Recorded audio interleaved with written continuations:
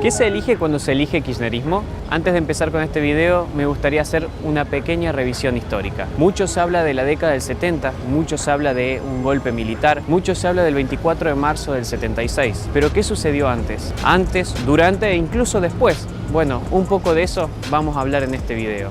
El 24 de marzo de 1976 en Argentina sucedió un golpe cívico-militar. ¿Por qué digo cívico? Porque fue con el apoyo del pueblo. Incluso partidos como el peronismo y partidos como el radicalismo, entre ambos, mantuvieron sus intendencias. Más de 500 intendencias quedaron a mano de los partidos tradicionales. Antes del 24 de marzo de 1976 también funcionaban en Argentina organizaciones terroristas, grupos guerrilleros con suficiente poder de fuego hasta para tumbar gobiernos o incluso para hundir submarinos muy parecidos a lo que fue el Ara San Juan, que fue el Ara Santísima Trinidad. De estos grupos vamos a centrarnos solamente en dos que fueron los que más poder de fuego tuvieron. Uno es Montoneros, identificado con el peronismo y que, como ustedes podrán escuchar en este audio, esta era su marcha. El montonero, el grito es peronismo, de la esperanza tenemos que luchar. El montonero, el pueblo es el camino, pero no muerte, socialismo nacional. Perón o muerte, socialismo nacional. Ese era el objetivo, socialismo, llegar al poder a través de las armas para lograr que Argentina sea un país socialista aliada a Cuba y a la Unión Soviética en aquellos momentos. Otro era el ERP, el Ejército Revolucionario del Pueblo, brazo armado del Partido Revolucionario de los Trabajadores. El ERP ya tenía una ideología más marxista y planeaba llegar directamente al comunismo a través de las armas, como bien lo indica su marcha también.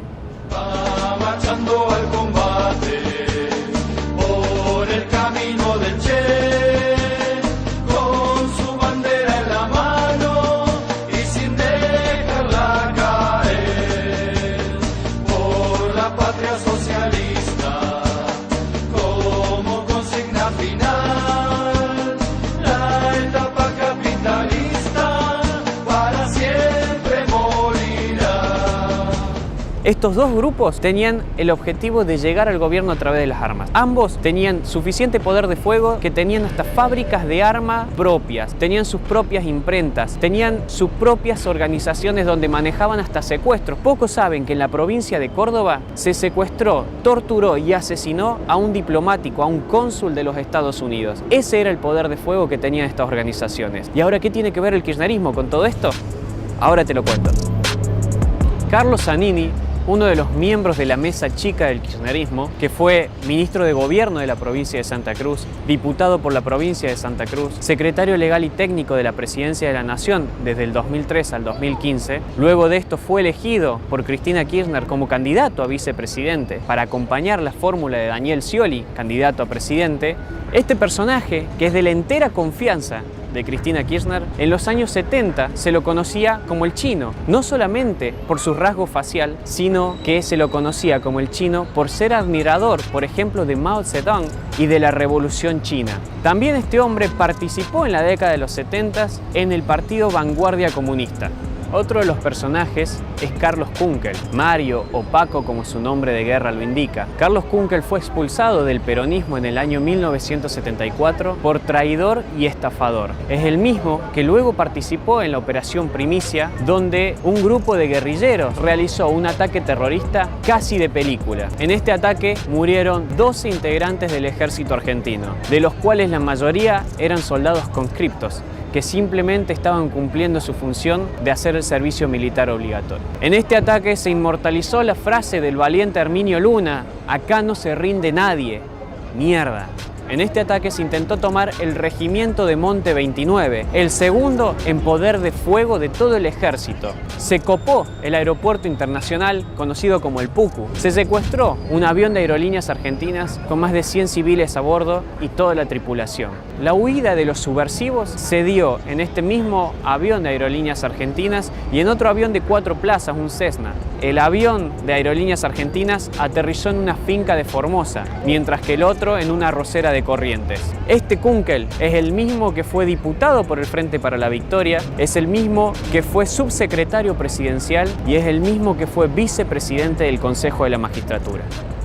Nilda Garré, quien fue ministra de Defensa del gobierno de Cristina Kirchner, es una conocida militante de la organización terrorista Montoneros. Nilda Garré, o como su nombre de guerra lo indicaba, Teresa, se la vincula en varias fuentes, entre una de esas el Tata Joffre, al secuestro de los hermanos Born en pleno gobierno democrático. Allá por el año 1975 se pagó el rescate más caro de toda la historia argentina, lo que eran 60 millones de dólares, que hoy equivaldrían a unos 300 millones de dólares. Parte de ese dinero fue utilizado para financiar la lucha armada de este grupo terrorista. La otra parte acabó en el Banco Central de Cuba, dinero que se dice que nunca pudo ser recuperado.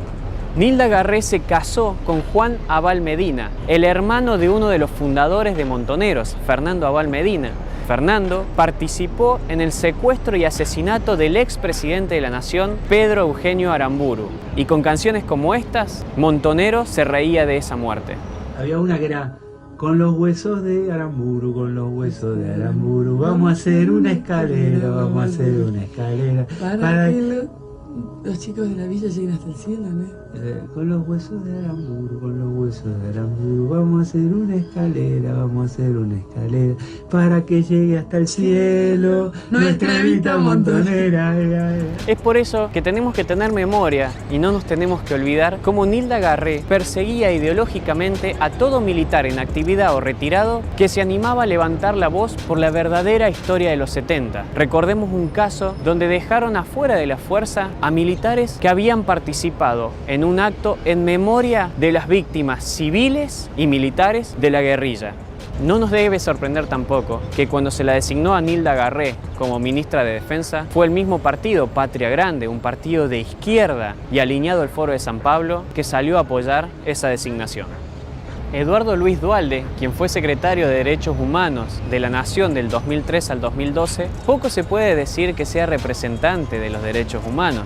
En el año 1972, estando en Cuba, fue el que recibió a los terroristas que se habían fugado de la cárcel de Rawson, terroristas que provenían de organizaciones como FARC, Fuerzas Armadas Revolucionarias, el Ejército Revolucionario del Pueblo y Montoneros. Entre los años 73 y 74, Eduardo Luis Duhalde dirigió la revista Militancia Peronista para la Liberación, más conocida popularmente como Militancia. Eduardo Luis Duhalde fue el mismo que defendió a los que secuestraron y asesinaron al presidente de la fábrica Fiat, el doctor Ovedrán Salustro. En el número 30 de su revista, en la página 14, Eduardo Luis Duhalde se burlaba del secuestro al empresario norteamericano Victor Samuelson. Se burlaba y festejaba el secuestro de una persona solamente por trabajar en una empresa extranjera. Seamos conscientes de eso. En el número 28 de su revista, se lamentaba de que una bomba le había explotado a 2 terroristas en la mano, diciendo que podría haber tenido otro final mejor de algún oligarca o de algún militar. La vida terrorista de Eduardo Luis Duhalde no terminó en la década del 70. Luego siguió en Nicaragua, donde junto a Enrique Gorriarán Merlo fundaron el movimiento Todos por la Patria, movimiento guerrillero que en pleno gobierno democrático de Raúl Alfonsín quiso aplicarle un golpe, atacando el regimiento de la Tablada. Ataque que fue heroicamente frustrado gracias a las fuerzas del ejército argentino, de la policía bonaerense y de la policía federal. Julio César Urien, teniente de fragata restituido por Néstor Kirchner y presidente del astillero de Río Santiago. Julio César Urien es un cobarde entregador de sus propios compañeros. En el año 1972 se sublevó e intentó copar la ESMA, acto que luego desembocaría en una plaza uniéndose con una de las columnas de Montoneros. Julio César Urien en ese momento era parte de la Armada. Inició un proceso de entrega de sus compañeros dentro de la misma fuerza. Esta acción llevó a que se lo destituya por traición a la patria. Luego, en el gobierno de Isabel Perón, esta persona ingresó en las columnas de Montoneros. Años más tarde, cuando se le restituye su cargo en la presidencia y por Néstor Kirchner en el Salón Blanco, él dijo las siguientes palabras: hablo como militar, como peronista y como montonero. Además, en reiteradas ocasiones aseguró que las Fuerzas Armadas se deberían llevar a un campo popular, algo así como las milicias venezolanas. Dijo que en el gobierno kirchnerista hubo un gran avance, pero que faltó. A eso vamos. Carlos Bettini fue embajador del gobierno de los Kirchner en España del 2004 hasta fines de la presidencia de Cristina Kirchner en el 2015. Carlos Bettini es amigo de la infancia de Cristina Kirchner y fue otro de los funcionarios que años atrás habían participado en grupos terroristas. Carlos Bettini, o como su nombre de guerra, el soldado Emilio, fue un cobarde que asesinó a su amigo y vecino Jorge Bigliardi para ingresar en esta organización. Jorge Bigliardi llegaba de hacer las compras totalmente desarmado cuando vio a su amigo, soldado Emilio, en la esquina de su casa, lo saludó y Carlos Bettini, el ex embajador del gobierno de los Kirchner, sacó su Magnum, le disparó a Jorge, que andaba totalmente desarmado, y lo mató. Jorge, con 47 años, cae muerto al pavimento, dejando a sus 2 hijos de 8 años sin su padre y a una esposa viuda. Bettini, con este asesinato, ingresó en las columnas de Montoneros. Jorge Tayana, ministro de Relaciones Exteriores en el gobierno de los Kirchner, legislador por la ciudad de Buenos Aires en el Frente para la Victoria y presidente del Parlamento del Mercosur del Frente para la Victoria. Jorge Tayana participó activamente en las columnas de Montoneros. De hecho, se le adjudica un atentado con bomba en el Bar Ibérico, donde el objetivo principal era un oficial de la naval, que justo ese día no había asistido al bar y en su lugar se sentó una civil, una mujer. La bomba explotó de todas formas, dejando 2 civiles muertos, entre ellos esta señora y un mozo del Bar Ibérico, y el bar totalmente destrozado. Nunca se pudo comprobar realmente si fue Jorge Tayana el que detonó la bomba, pero lo que sí se sabe es que si no la detonó, sí estuvo de acuerdo con estas acciones. E incluso las sospechas son tan grandes que la misma Embajada de Estados Unidos ha querido investigar qué conexiones tuvo Jorge Tayana con este atentado.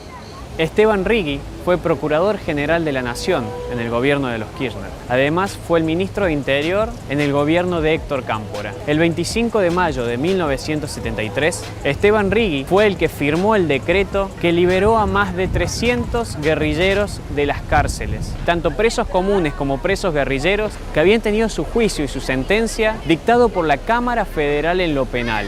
Esa noche del 25 de mayo de 1973, presos comunes y guerrilleros salieron de las cárceles que se abrieron indiscriminadamente y ganaron las calles. Luego de esa noche, los jueces que habían juzgado a los guerrilleros por ataques terroristas fueron perseguidos por los mismos terroristas y por los mismos grupos subversivos. Eran 8 jueces, 7 se terminaron exiliando. 1, el juez Quiroga, terminó muerto en un atentado. A partir de esa fecha, nunca más en la Argentina se volvería a juzgar a los guerrilleros. Horacio, el perro Berbisky, es uno de los personajes más nefastos de la historia argentina, que sin embargo hoy goza de una buena reputación y camina libremente por las calles y las provincias de nuestro país. Horacio Berbisky fue parte de Página 12, también fue parte de Carta Abierta, el grupo Filo K de supuestos intelectuales. Además preside el CELS y también tiene una página donde escribe llamada El cohete a la luna. También Horacio, el perro Berbisky, fue uno de los que impulsaron varias políticas llevadas a cabo por el kirchnerismo.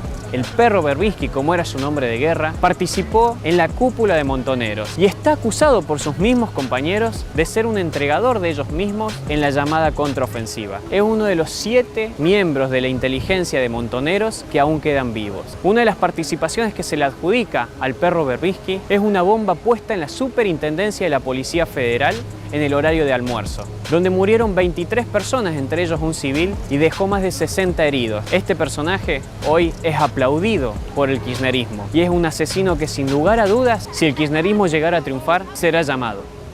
Estos personajes los menciono por mencionar algunos, porque son muchos más que han formado parte del Partido Comunista o de organizaciones terroristas y guerrilleras. Incluso, como habrás escuchado, muchos de estos funcionarios que fueron parte del gobierno kirchnerista han sido directamente asesinos y hoy están totalmente impunes. Nos han dejado en claro que no creen en la libertad y que no creen en la república. Por eso es que atacaban las instituciones en gobiernos democráticos. Por eso es que se armaban para llegar al poder. Y como no pudieron por las armas, ahora van a intentar llegar con tu voto. y esta vez van a llegar con más fuerza. Está en vos que no les permitas y no les des la libertad de llegar. Vienen de ideologías totalitarias, comunistas, la guerra armada, no creen en la libertad. Si vos, por acción o por omisión, querés ignorar esto, que el día de mañana no digas nadie me avisó, no digas yo no lo sabía, porque ya hoy te están diciendo qué es lo que van a hacer. No perdamos la república, libertad o barbarie. La elección la tenés vos.